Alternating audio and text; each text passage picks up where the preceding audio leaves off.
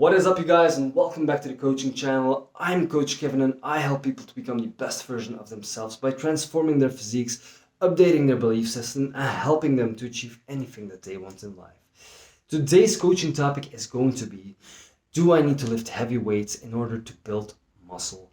And the short answer, guys, is no, you do not need to lift extremely heavy weights in order to build muscle mass.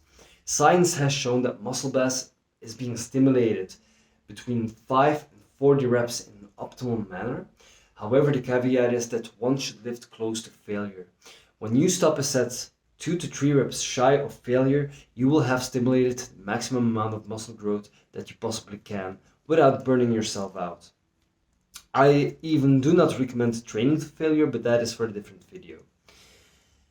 The most important thing that you have to realize, guys, is that intensity is key. And by intensity, I mean the proximity that you train to failure. 5 and 40 reps is a very big difference. And believe me, guys, it is way easier to perform, for example, 5 sets of 5 reps with a challenging weight than it is to perform 5 sets of 40 reps with a lightweight, but that is also challenging because you will reach failure, or at least you will almost reach failure when you end your set. While both of these exercises, 5 and 40 reps, are hard,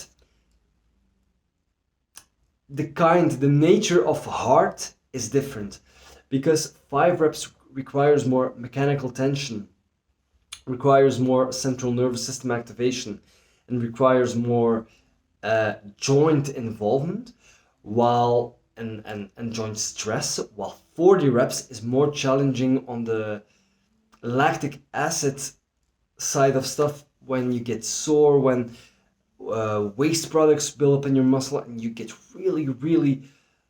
really burning sensation in your muscles that will truly make you scream like you are a trapped soul in hell and you can't get out.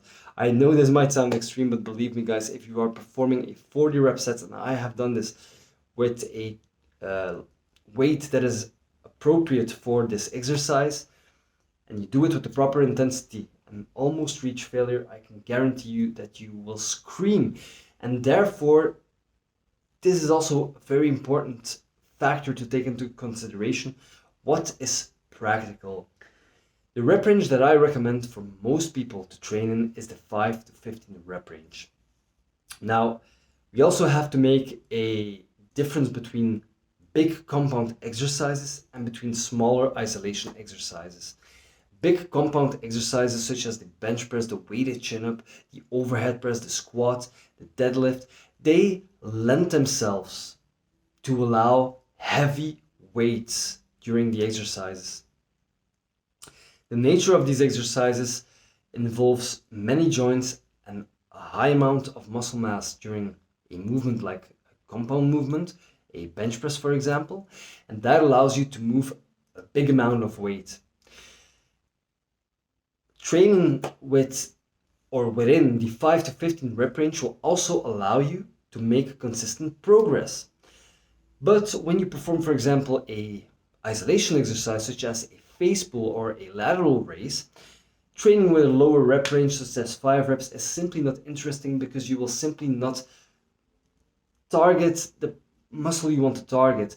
You will cheat with your form, you will swing the weight, you will simply not feel the target muscle working. And lighter weight, high rep work is more beneficial for isolation exercises because of the nature of the movement.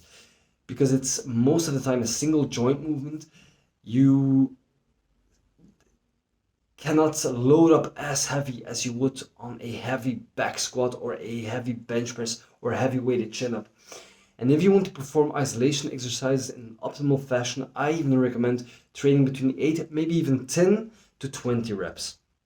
Because that way you will truly isolate and be able to focus on contracting the muscle optimally and create a sense of fatigue in the targeted muscle so that it is close to failure and you will have donated that isolated muscle group the amount of volume that you want to donate it. Now, while heavy compound exercises might lend themselves to lower rep work and more isolated work for isolation exercises to isolate a certain muscle group might lend themselves towards higher reps with lighter weight. Obviously, you can perform your compound exercises with higher reps and lighter weights as well, depending on your current situation. For example, if you have a history of shoulder injuries and you're simply not able to load up the bar on the bench press as you used to when you were young, and every time you try to hit a set below 8 to 10 reps, you feel something popping in your shoulder, obviously you should train for longevity. And there's nothing wrong with saving your joints, with lowering the weight and performing a 20 rep set on a bench press, because as long as you train close to failure, you will stimulate an optimal amount of muscle mass for that targeted muscle group. But the reason why I don't recommend this for people who don't have any issues is because it's not as practical to make progress on. For your big compound movements, you will simply see faster progress when you train between 5 to 10 reps, and that is my recommended rep range for most big compound movements, because you will not only stimulate your muscle mass, you will also stimulate your central nervous system. You will simply train in a way, in a rep range, and in a manner that you will easily stimulate muscle mass with a proper balance between mechanical tension and muscular fatigue. And it is simply a very efficient rep range to observe progress in. And for your isolation work, I recommend for most people to train within 10 to 15 reps, maybe even as high as 20 reps. Now, like I said, guys, the most important thing is that you train your muscles close to failure, between 5 to 40 reps, but for practical reasons, I recommend 5 to 10 reps for big compound movements and 10 to 20 reps for smaller isolation movements. This way, you will train in optimal fashion, you will save yourself a lot of headache and save a lot of time. You will see measurable progress, which allows you to stay motivated and to keep consistency in your workouts and to keep going to the gym. And yeah, just definitely be sure to train with the proper intensity and stop your set 2 to 3 reps shy of failure. So, do you need to lift heavy weights? You need to lift relatively heavy weights, and that is something that I want to